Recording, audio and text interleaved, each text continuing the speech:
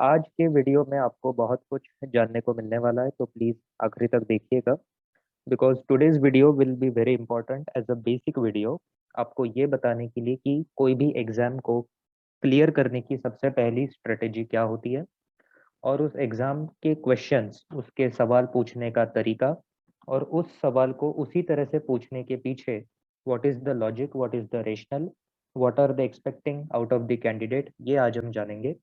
As a sample, वैसे तो like इस फेनोमेना को एक्सप्लेन करने के बहुत से तरीके हैं, but one of the best thing is to do with the previous year question paper. और ये तो वैसे प्रीवियस ईयर भी नहीं है, ये तो आज का ही पेपर है, आज ही मैं इसको बना रहा हूँ। Today is like 15th November 2021, CDS 2 2021 का ये पेपर है। और मुझे लगता है कि जितने 7-8 बार मैंने एग्जाम को क्लियर किया है, उसमें से one of the toughest papers ये था। कुछ मेरे स्टूडेंट्स का फीडबैक है कि बहुत इजी था, लेकिन बहुतों का ये कहना है कि बहुत मुश्किल पेपर आया था। तो आज हम देखते हैं कि रफली पैटर्न ऑफ क्वेश्चंस कैसा है and what is the mind of UPSC. जैसे वीडियो का टाइटल है कि भाई ठीक है, आप बहुत 6 महीना 1 साल तैयारी करके एग्जाम देने आप पहुंचे, लेकिन आपको एग्जामिनर का माइंडसेट समझना होगा कि वो आपसे चाहता क्या है, उसको किस तरह का नॉलेज आप में चाहिए। तो एक रफ एनालिसिस मैं आपको इसमें देने वाला हूँ, और आखिरी के जो क्वेश्चंस है स्पेशली उसमें आपको ज़्यादा मज़ा आएगा, बट समझने के लिए स्टार्ट से देखना आपको पड़ेगा इसमें।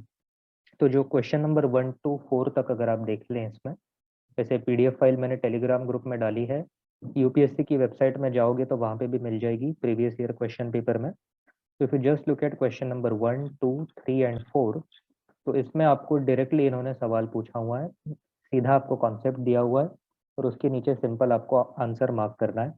Now this becomes difficult because ये आपके 7वीं से 12वीं के बीच के ये सवाल होते हैं, 12वीं भी नहीं, जनरली 10th लेवल के तक ये क्वेश्चंस आते हैं सीबीएसई पैटर्न पे। तो अगर आपका कॉन्सेप्ट ठीक है तो आपको ये सीधा आंसर इसमें मार्क आपको मिल जाएगा।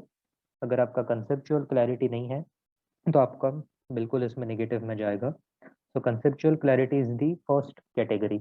यूपीएससी चाहता है कि बंदा अगर ग्रेजुएट है, सीडीएस का एग्जाम दे रहा है, तो भैया एटलीस्ट 10वीं तक का तो आपको आना चाहिए और पूरी तरह से आना चाहिए। और मान लो अगर नहीं आता है, तो रट्टा मार के वो इतनी जल्दी याद नहीं होता है। ये इस बात को दिखाएगा कि आपने बचपन में ठीक से पढ़ाई नहीं की थी। So that is going to be problematic.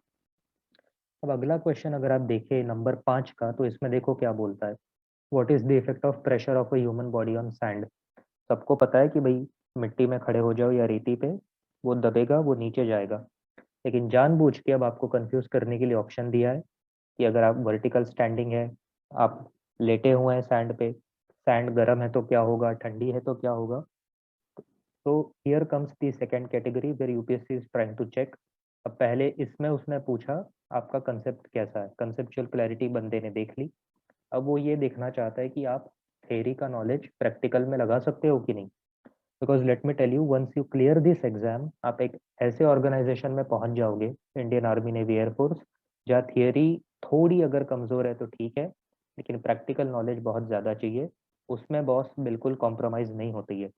तो ये उसकी शुरुआत जो है ना, वो यही से होती है, रिटर्न एग्जाम से। तो क्वेश्चन नंबर 5, ये 6 और ये 7, इसको अगर आप देखो तो जानबूझ के इस तरीके से ऑप्शन दिए है कि आपके पास नॉलेज अगर ठीक है इन क्वेश्चंस में, वो यहाँ अप्लाई होती है कि नहीं, ये देखा गया है।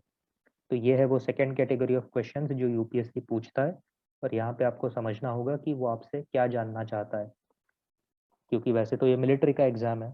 तो क्यों ज़रूरी है कि एक ऑफिसर की थियरी मजबूत हो, उसे प्रैक्टिकल नॉलेज भी हो, या आपको अपने आप से पूछो, खुद एनालाइज करो, आपको जवाब मिलेगा। Moving on to the third category, जो यहाँ पर है, क्वेश्चन नंबर इज ओके 28।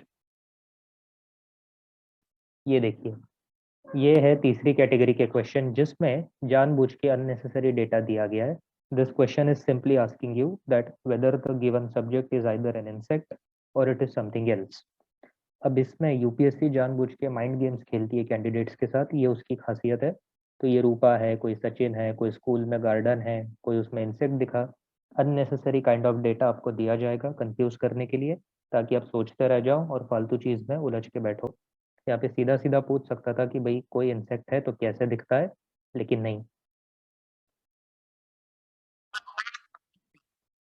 तो ये वो जो है तीसरी टाइप का क्वेश्चन है जिसमें आपको अननेसेसरी डेटा दिया जाएगा कंफ्यूज करने के लिए। एक्चुअल में यहाँ पे भी आपका कॉन्सेप्ट और जो प्रैक्टिकल नॉलेज है ना, वही चेक किया जा रहा है, लेकिन आपको उसमें उलझना नहीं है। आपको सिर्फ की वर्ड्स, जो इंपॉर्टेंट वर्ड्स है इसमें से, वही फाइंड आउट करने हैं और उस हिसाब से जो है आपने आंसर करना है। Now moving on to the next category which is in question number 36 में आपको दिखेगी। ये देखिए, ये कैटेगरी नंबर 5। यहाँ पे भी सेम उन्होंने किया हुआ है कि उन्हें सीधा सीधा ये पूछना था कि बेंगलोर से दिल्ली अगर आप जा रहे हो और सबसे छोटा रूट आपको पकड़ना है तो कौन सी ज्योग्राफी से आप नहीं जाओगे। Now let me tell you, यहाँ पे आपकी थियरी, आपका प्रैक्टिकल के साथ साथ आपकी ऑब्जर्वेशन स्किल्स का भी टेस्ट हो रहा है। Because when you read geography you should always have a map with you. उसका इम्पोर्टेंस, एटलास नाम की किताब क्यों इम्पोर्टेंट है ये आपको इसमें से पता लगेगा, सीधा सीधा पूछने के बजाय। और उसने ये जानबूझ के डी परफॉर्म्स वगैरह दिया है क्योंकि वो ट्रेन का रूट पूछ रहा है। रोड से तो आप कैसे भी चले जाओगे, लेकिन अगर आप ट्रेन से खुद नहीं भी गए हो, अगर आपने मैप ठीक से स्टडी किया है, if you know the location of these rivers, where they originate, how do they flow, east या वेस्ट कहाँ पे जाती है, तो आपको ये क्वेश्चन आएगा। वरना इतना आसान लगने वाला क्वेश्चन डिफिकल्ट होता है और फिर हमारे कैंडिडेट्स कहते हैं कि भाई पेपर यूपीएससी ने डिफिकल्ट पूछ लिया। वो डिफिकल्ट नहीं पूछता है, वो यूपीएससी का जो यू है, मैं कहता हूँ कि it is for unpredictability. It is an unpredictable public service commission, आप ऐसा कह लो। तो थोड़ा आपको शातिर बनना होगा, थोड़ा कहते हैं ना वो, लाइक आप इसे नेगेटिवली, आपने नेगेटिवली नहीं लेना है, बट जैसे कि अगर फौज जैसी जगह में जाना है तो थोड़ा ना ऐसे कमीना बनना पड़ता है, यानी थोड़ा जो आपका दिमाग है वो ऐसे लोमड़ी जैसा एकदम चालाक होना चाहिए। और ये मैं क्यों कह रहा हूँ, ये आगे की कैटेगरी ऑफ क्वेश्चंस में आपको दिखेगा। जैसे ये आप देख लो क्वेश्चन नंबर 38। एक मिनट।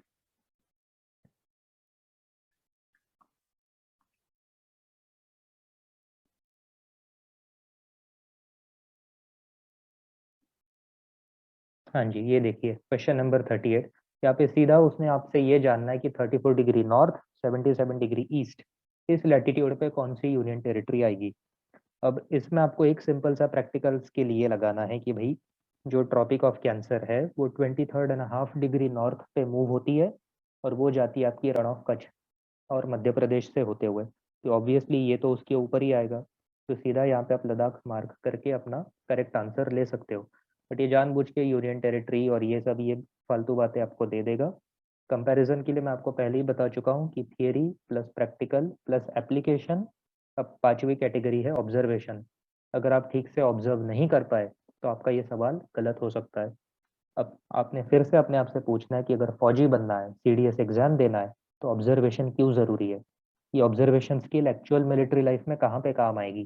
तो ऐसे अगर रिलेट करके सोच पाओगे तो ये एग्जाम देना बहुत आसान हो जाएगा।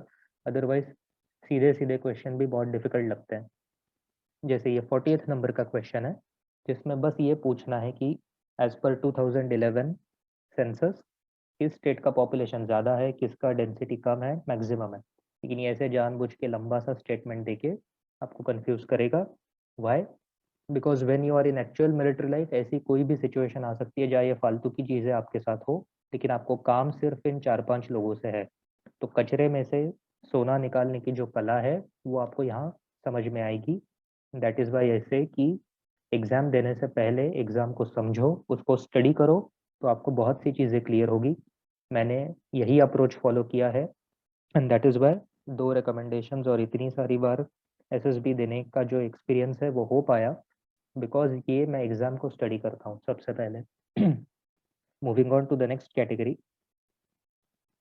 ये है, आप देख लीजिए क्वेश्चन नंबर 45 को। अब ये देखिए, इन्होंने पूछा है कि in India the first major appearance of Gandhi ji कब था। अब लोग रट्टा मार के जाते हैं हिस्ट्री में कि भाई चंपारण, फिर कहीं खेड़ा हो गया, फिर और कुछ अहमदाबाद में कोई सत्याग्रह हो गया, बट यहाँ पे वो नहीं पूछा है। यहाँ पे अब आप देखो यूपीएससी का दिमाग, उसने वो सवाल पूछा है जिससे मिलता जुलता हर कोई बच्चा पढ़ता है, लेकिन उसने जो सवाल पूछा है वो किसी ने नहीं पढ़ा होगा, या पढ़ा होगा तो किसी को याद नहीं रहेगा। तो मान लो ये सर्कल है इतना बड़ा पूरा, आपने इतना पढ़ लिया, लेकिन इसके बाजू में कुछ छोटा सा था वो आपने मिस कर दिया। तो ये गलती पढ़ाई करते समय बिल्कुल नहीं करनी, क्योंकि अगर आप इतना पढ़ रहे हो, UPSC may not ask a question on this, बाजू में कहीं कोई छोटा सा डेटा होगा उस पर पूछ लेगा। तो जैसे अब इसका करेक्ट आंसर तो अभी तक मैंने नहीं निकाला है, बट इन्होंने डायरेक्टली नहीं पूछा कि भाई गांधी जी सत्याग्रह करने कब गए पहली बार। उसने इनडायरेक्टली पूछा है कि फर्स्ट मेजर अपीयरेंस कब हुई। और यहाँ पे आप देखिए, चंपारण का सत्याग्रह बहुत बाद में हुआ।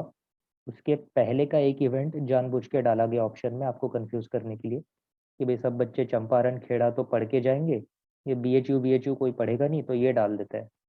इस तरह से आपके साथ गेम खेला जाता है, even in real life, even in military life. आपके एनिमी आपके लिए ट्रैप सेट करके जाल बिछा के रखते हैं ना, और उसमें कई बार हमारे फौजी फंसते भी हैं, और वो भी कई बार लाइक दुश्मनों के लिए जाल बिछाते हैं, ऐसी बात नहीं है। तो वो जो मैं आपको कह रहा था कि लोमड़ी जैसा सोचना है, थोड़ा स्मार्ट कमीना यहाँ बनना होगा। द वर्ड कमीना should not be taken negatively by a defence aspirant, with all due respect. थोड़ा यहाँ पे स्मार्ट बनो, आपको गेम समझ में आएगा, ठीक है। Moving on to this seventh category, वो है हमारी, कहाँ गई, हाँ जी, क्वेश्चन नंबर 55। ये देख लो, अब ये पहली वाली कैटेगरी से रिलेट कर पाओगे। Which of the following having largest number of seat in Rajya Sabha. ये पढ़ते ही जिसने पॉलिटी थोड़ा बहुत पढ़ा है उसके माइंड में क्लिक होगा कि भाई उत्तर प्रदेश। लेकिन मैं आपको बता दूं कि यूपी की सीट लोकसभा में ज़्यादा है, 33, और यूपी तो ऑप्शन में है ही नहीं। अब पहले जैसे मैंने बताया कि बच्चे इतना सारा पढ़ के जाते हैं कि लोकसभा की सीटें कितनी है, यूपी को ही सबसे ज़्यादा क्यों है। इन छोटा सा जो बाजू में दिया होता है कि भाई राज्यसभा भी, उसकी भी कोई वैल्यू है। ऑफ कोर्स उसमें किसकी सीटें ज़्यादा है, ऑफ कोर्स यूपी की तो नहीं है, और यूपी ऑप्शंस में भी नहीं है। तो इस तरह से जो है आपको घुमाया जाता है। अब आपको यहाँ पे यूपीएससी का माइंड समझ में आ गया होगा, मैंने इतने एग्जाम्पल दिए हैं तो, कि किस तरह से पढ़ाई करनी है। बट अभी वीडियो भी बहुत बाकी है, आधा ही हुआ है। आगे और भी इंटरेस्टिंग टाइप के क्वेश्चन इसमें हुए, तो जानबूझ के मैंने इसी साल का पेपर चुना आपको ये कॉन्सेप्ट बताने के लिए। So let's move to the next. हाँ, और एक और बात मैं आपको बता दूं कि यहाँ आपको in this type of questions you need to understand क्या पढ़ना है क्या नहीं पढ़ना है। जैसे जो लार्जेस्ट नंबर ऑफ सीट्स है, वो अगर आप स्टेट का पढ़ रहे हो तो एक बार यूनियन टेरिटरी का, मुझे पता नहीं होता है कि नहीं, बट उससे कोई कनेक्टेड जानकारी है तो वो पढ़ लिया करो। वो मिस कर दी तो ये सवाल आपका गया, और एक सवाल जाना मतलब लगभग 1 मार्क आपका नुकसान है। Now look at this one. इसमें टाइम जोन का कॉन्सेप्ट पूछा है कि टाइम जोन्स कितने होते हैं। Now, in this category of question, again UPSC plays with your mind, not in the question but in the answer.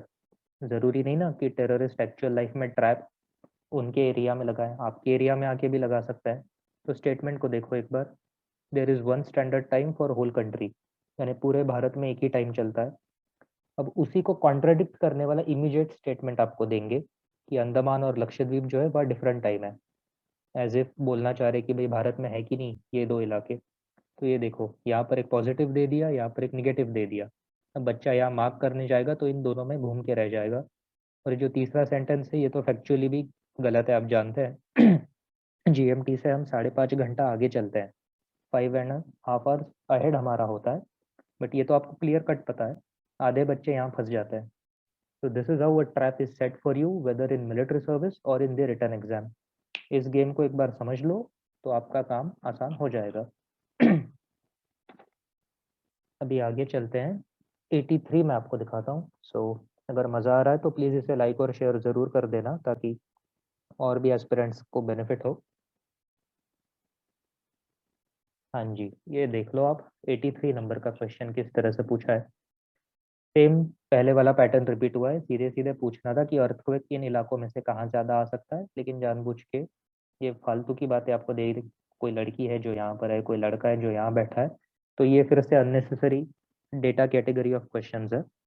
इसमें आपको डरना नहीं है, सिर्फ अपने काम की बात देखनी है। हाँ जी, तो ये मेरे सबसे बेस्ट काइंड ऑफ क्वेश्चंस मैं इनको कहता हूँ। ये आप देख लो, बगराम एयर बेस के बारे में पूछा है। बच्चे बढ़िया जो है ना, मतलब करंट अफेयर पढ़ के जाते हैं कि भाई अफगानिस्तान से अमेरिका निकल गया, ये हो गया वो हो गया। ये जो बगराम एयर बेस है, ये वो एयर बेस है जहाँ से आखिरी अमेरिकन सोल्जर गए थे अफगानिस्तान को छोड़ के। अब बच्चे क्या करते हैं, तालिबान पढ़ लेंगे, पूरी हिस्ट्री निकाल लेंगे, वॉर ऑन टेरर क्या था, ओसामा बिन लादेन कौन था, सब पता कर लेंगे। ये इंपॉर्टेंट चीज जो है ये छूट जाती है। एयरबेस अब वैसे ही आपकी नज़र में शायद इम्पोर्टेंट ना हो, लेकिन अगर आप मिलिट्री में हो तो आपकी बेसेस और उनकी लोकेशंस बहुत इंपॉर्टेंट होती है। तो यहाँ यूपीएससी ने दिमाग लगाया कि बॉस करंट अफेयर का क्वेश्चन हम पूछेंगे, लेकिन डायरेक्ट नहीं पूछेंगे। ये आपको जानबूझ के ऐसे ऑप्शंस दे दिए, और ये देखो पाकिस्तान का नाम उसने दे दिया। क्यों दिया? क्योंकि recently there was a news that America is trying to get a military base in Pakistan. तो बच्चे तो वो भी न्यूज़ पढ़ते हैं, तो चलो इनको घुमाते हैं बोल के। अब मैं ये नहीं कह रहा कि कोई ये कोई देखो कॉन्स्पिरेसी थियरी नहीं है, लेकिन जो क्वेश्चन पेपर सेट करता है ना वो आपसे ज़्यादा स्मार्ट है। उसको भी पता है कि आप क्या पढ़ते हो क्या नहीं पढ़ते हो। यूपीएससी का जो स्टाफ होता है ना, इट्स वेरी क्लेवर माइंडेड। वो जानबूझ के ऐसे मिक्स करके आपको देगा। और भाई ये अगला क्वेश्चन देख के तो बहुत मजा आ गया था। अगर पूरा वीडियो भी नहीं देखा है, लेकिन अगर ये एक देख लिया ना आपने, तो आपको समझेगा। इसमें देखो पंचमुली लेक। अब ये कोई बहुत ऐसा बढ़िया सा नाम नहीं है वुलर लेक की तरह कि याद रहेगा। ये क्वेश्चन मुझे भी नहीं आ रहा था, मैंने तो पंचमुली क्या है मुझे नहीं पढ़ा था। लेकिन मेरा दिमाग कैसे काम करता है, मैंने देख ली options. Statue of equality, Thiruvalluvar statue, Dhyan Buddha statue statue 4 बार आया है, मतलब इसका कनेक्शन किसी ना किसी स्टैचू से है। थिरुवल्लुवर का होगा मुझे नहीं पता, ध्यान बुद्ध का भी कहीं बना होगा, we don't know, at least I am not aware. मैंने देखा ऑप्शन नंबर ए और ऑप्शन नंबर डी। ये इक्वेलिटी वाले का भारत से तो कोई लेना देना है नहीं स्टैचू का। अपने पास है स्टैचू ऑफ यूनिटी, मैंने डायरेक्टली ये मार्क कर दिया। घर आके चेक किया तो ये सही आंसर था। The statue of unity is located in front of this lake. अब बच्चे करंट अफेयर पढ़ के जाएंगे कि सरदार पटेल कौन थे, उनका स्टैचू क्यों है, उसका नाम क्या है। बच्चे इसको भूल जाएंगे। तो अगेन पिछले 2 कैटेगरीज को अगर आप इससे कंपेयर करो, एग्जैक्टली इसको मिक्स किया हुआ है कि बच्चे स्टैचू ऑफ यूनिटी पढ़ते हैं, लेक वेक कोई याद नहीं रखेगा, तो सीधा इसके ऊपर सवाल दे दिया। तो that is how UPSC thinks, and that is how an army officer thinks. कि भाई अगर किसी को जाके पकड़ना है या कहीं से इंटेलिजेंस निकालनी है, जासूसी करनी है, तो सिर्फ ये काम की चीज़ पता करके फ़ायदा नहीं है। ये एक्स्ट्रा भी आपको पता होना चाहिए थोड़ा बहुत। कोई नुकसान नहीं है अगर एक्स्ट्रा नॉलेज आती है तो। This is the next category how UPSC thinks. अब अगला जो क्वेश्चन मैं आपको बताने वाला हूँ, यहाँ पे हद से ज़्यादा कमीनापन आपको दिखने वाला है। And you will be amazed to see like कैसे, मतलब जो ब्यूरोक्रेट्स है, टॉप लेवल इंटेलिजेंस ऑफिसर्स है, उनका दिमाग कैसे काम करता है। ठीक है, तो अभी ध्यान से देखना। ये देखो, व्हाट इज इतत ई द्वार। ठीक है ना। और ये देखे बराबर मुझे थोड़ा अजीब सा लगा था, और लाइक थोड़ा अच्छा दिमाग होते हुए भी मैं इसमें फंसा, और मैंने गलती से ऑप्शन मार्क करने ही वाला था। लेकिन मेरे माइंड में डाउट हुआ कि इतात ई द्वार ये मैंने कहीं सुना हुआ है। This is actually a scheme of government of India. तो इसका करेक्ट ऑप्शन बी है। Income tax file, income tax जब आप भरते हो, उसका फॉर्म भरते हो, उसका जो एक पोर्टल है, वो फाइनेंस या किसी मिनिस्ट्री ने लॉन्च किया था, उसका ये नाम है। लेकिन आप कमीनापन देखो, इसका फॉन्ट ये एक्चुअली कैपिटल होता है। किसी वेबसाइट को अगर आपको पोर्टल का नाम बोले तो, जैसे स्वयं पोर्टल है, नेशनल पोषण अभियान का पोर्टल है, वो कैपिटल में देते हैं। इसने देखो जानबूझ के छोटे लेटर्स में दिया है ताकि बच्चे घूम जाए। तो आपका दिमाग घुमाने का ये पहला तरीका, छोटा कर दिया। फिर जानबूझ के उसका फॉन्ट इटैलिक कर दिया। बोल्ड, इटैलिक, अंडरलाइन आप समझते होंगे, एमएस वर्ड में वगैरह होती है। तो इटैलिक्स मार दिया तो थोड़ा उसको स्टाइल आ गया एक। और इतत ई द्वार, ई और द्वार के बीच में डैश लगा दी, ताकि ऐसा लगे कि भाई ये किसी मॉन्यूमेंट का नाम है, ये किसी मुगल आर्किटेक्चर से जुड़ा हुआ है। और आप देखो पहला ऑप्शन क्या दिया है, उर्दू मैगजीन लखनऊ। ये पढ़ के ही ये तीनों आपके माइंड में इस्लाम से कनेक्ट होने लगेंगे। ठीक है, तो ऐसे आपको घुमाया जाता है। फिर दूसरा ऑप्शन दे दिया इनकम टैक्स। अब उर्दू लखनऊ मैगजीन, इसका इनकम टैक्स से तो कोई लेना देना है नहीं। फिर से आपको कंफ्यूज करने के लिए आप लोमड़ी का दिमाग देखो, एकदम से बोला कि रिलीजियस मॉन्यूमेंट है। ठीक है, क्योंकि यहाँ पे द्वार है, यहाँ पे ई है। जैसे ई शब्द मुगल भाषा में या इस्लामिक लैंग्वेज में बहुत आता है। शहनशाह मान लो, या क्या कहते हैं उसे, मुझे अभी याद नहीं आ रहा। नूर ए जहाँ, तो वो जो ए वाला साउंड है ना, मान लो नूर ए जहाँ कोई शब्द है, जानबूझ के ऐसा दिया है।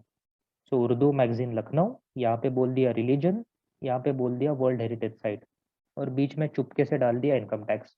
अब मेरे को बताइए इनकम टैक्स का इन तीनों से क्या लेना देना, कुछ भी नहीं, जस्ट आपको घुमाने के लिए। और दिखने में देखो 5 लाइन 5 शब्द का क्वेश्चन है, लेकिन टफ बनाते कैसे ये आप देख लो। तो इस तरह से, इसीलिए मैं आपको कह रहा था कि थोड़ा ना शार्प माइंड अपना आप रखिए, इधर उधर देखिए, इधर उधर यानी ऑफ कोर्स किसी के पेपर में नहीं।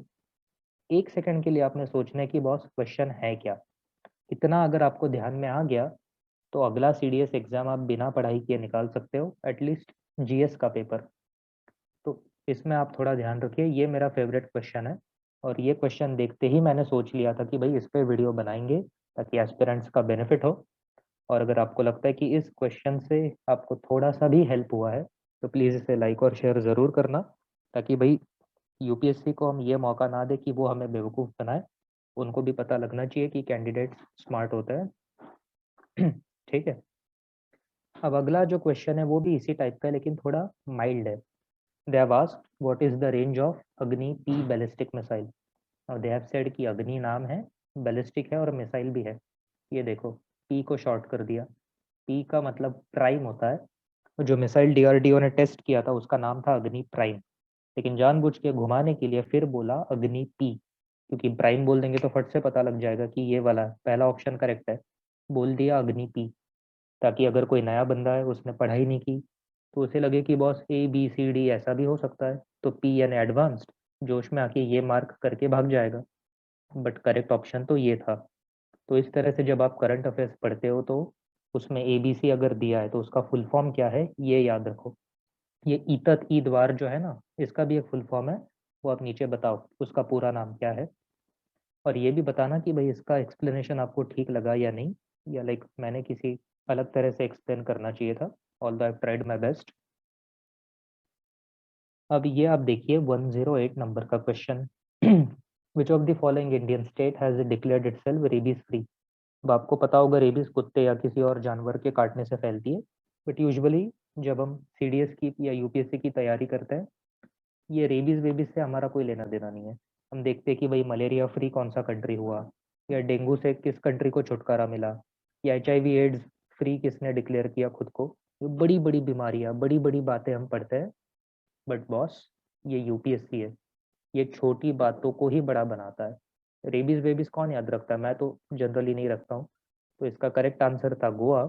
लेकिन अभी आगे मैं आपको दिखाता हूँ। देखो ये छोटा सा इसने पूछ लिया, एक छोटी बीमारी है रेबीज, उसका इसने पूछा। यहाँ पर मैं आपको एक और दिखाता हूँ, अगला ही क्वेश्चन होगा इसमें। शायद यहाँ पे नहीं है, ये देखिए है 114। यहाँ पे क्या पूछा है, मलेरिया फ्री। ये मलेरिया वलेरिया बहुत फेमस है तो लोग पढ़ लेते हैं। इसका आंसर था चाइना। ठीक है, अब लोगों को लगेगा चाइना डेवलप कंट्री है, लेकिन मलेरिया उसमें भी होती है। तो यहाँ आपसे पूछा मलेरिया फ्री, और वहाँ क्या पूछा, रेबीज फ्री। तो ऐसे अगर आप कनेक्ट कर पाए तो आपको पता लग जाएगा कि पेपर सेट करने वाले का दिमाग कैसा है। और ये एक बार आपको पता लग जाए तो आप उससे उसके जितने थोड़े से आप स्मार्ट बन सकते हो। और मैंने इसी तरीके का इस्तेमाल करके इस पेपर में 60 क्वेश्चन अटेम्प्ट किए, जो मुझे घर आने के बाद पता लगे कि सिर्फ 2 या 3 गलत हुए हैं, बाकी मेरे लगभग सारे करेक्ट है। तो वो मार्क्स आने के बाद ही अब पता लगेगा। तो इस तरह से जो है आप अपनी तैयारी कर सकते हो। और I think this was the last one, yes, question number 114। एक मिनट में 109 भी देख लेता हूँ। 109, हाँ जी, ये देखो, डिपार्टमेंट ऑफ पब्लिक, सॉरी ये रह गया था क्वेश्चन। यहाँ पे पूछा है कि department of public enterprise is a part of. अब आप बोलेंगे ये तो करंट अफेयर में था नहीं।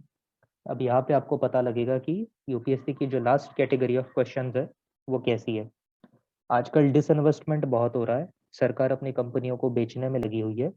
तो वो तो बच्चे पढ़ लेते कि कौन सी कंपनी को बेचा, कितना पैसा आया, which company is Maharatna mini Ratna. लेकिन जो डिपार्टमेंट है ना बॉस, जो ये सारी हरकतें करवा रहा है, जहाँ से ये एक्टिविटी हो रही है, उसके बारे में कोई नहीं पढ़ता। तो उस पर यूपीएससी ने सवाल पूछा। क्या है ना कि जब आप मिलिट्री में जाओगे, ऑपरेशंस प्लान करोगे, तो ये इंपॉर्टेंट होता है कि आपका कमांडर कौन है, डिपार्टमेंट कौन है, किस मिनिस्टर का उस पर सिग्नेचर है। ये सारी चीज़ें इंपॉर्टेंट होती है। यहाँ पे भी यही गेम खेला है। और फिर आने के बाद बच्चे बोल रहे थे कि बॉस पेपर तो बहुत टफ आया था। टफ कुछ नहीं था, जैसा मैंने पहले बताया कि आपने इतना पढ़ लिया, लेकिन एक छोटा सा सर्कल बाजू में जो था वो आपने मिस कर दिया। तो वाइल करंट अफेयर्स में सब बच्चे पढ़ते हैं कि भाई कितनी कंपनीज को बेचा, भारत पेट्रोलियम को कितने में बेचा, but who is the man, who is the activity doer, authority किसके हाथ में है, बॉस कौन है। आप जाके आर्मी में एनकाउंटर करके आओगे और आपसे कोई सवाल नहीं पूछेगा, ऐसे नहीं होता है।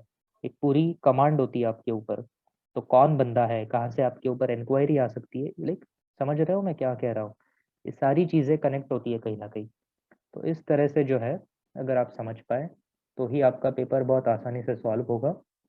And I am happy to share with you my, अब हो सकता है मेरी प्रैक्टिस के कारण ये हुआ हो। मैंने 40 मिनट में 60 क्वेश्चंस अटेम्प्ट किए थे। करेक्ट तो नहीं थे ऑफकोर्स, 2-3 उसमें गलत हुए, लेकिन 3 से ज़्यादा गलत नहीं हुए। तो इतनी अगर आपको समझ आ जाए तो आप 1 घंटे में पूरा पेपर सॉल्व कर सकते हो। 1 घंटा आप चेक कर सकते हो कि भाई पेपर ठीक है या नहीं। और ऑब्वियसली जीके का पेपर है, तो पूरा सॉल्व करने की तो आवश्यकता नहीं है, थोड़ा सा ही सॉल्व करो और आपके 50 अगर 40 प्लस मार्क्स आते हैं, बहुत बढ़िया बात है। ठीक है, तो ये मैं आपको दिखा देता हूँ। ये है अपना CDS2 2021 का पेपर। ठीक है, इसको मैं टेलीग्राम ग्रुप में डाल दिया है, आप वहाँ से भी ले लो या यूपीएससी की साइट से डाउनलोड कर लो। और अगर अच्छा लगा हो सेशन, थोड़ा बहुत भी, अगर लाइक 1% भी आपके नॉलेज में इस एनालिसिस को देख के इंक्रीज हुआ है, आई वुड सजेस्ट कि प्लीज़ इसे शेयर करिए एस्पिरेंट्स के साथ, अपने दोस्तों के साथ, ताकि जो भी जाए मेरी तरह फर्स्ट अटेम्प्ट में एग्ज़ाम क्लियर करे और फाइनल अपना सिलेक्शन ले। तो I wish you all the best. Like मैं तो अभी फाइनल सिलेक्शन तक मैं अभी तक नहीं जा पाया, मेडिकल आउट मेरा हो चुका है 2 बार, बट आई रियली विश कि बाकी एस्पिरेंट्स के साथ ऐसा ना हो और फर्स्ट अटेम्प्ट में जो है आप पूरी एग्ज़ाम क्लियर कर पाओ। ठीक है, तो चलिए इसको स्टॉप करते हैं अभी। जय हिंद।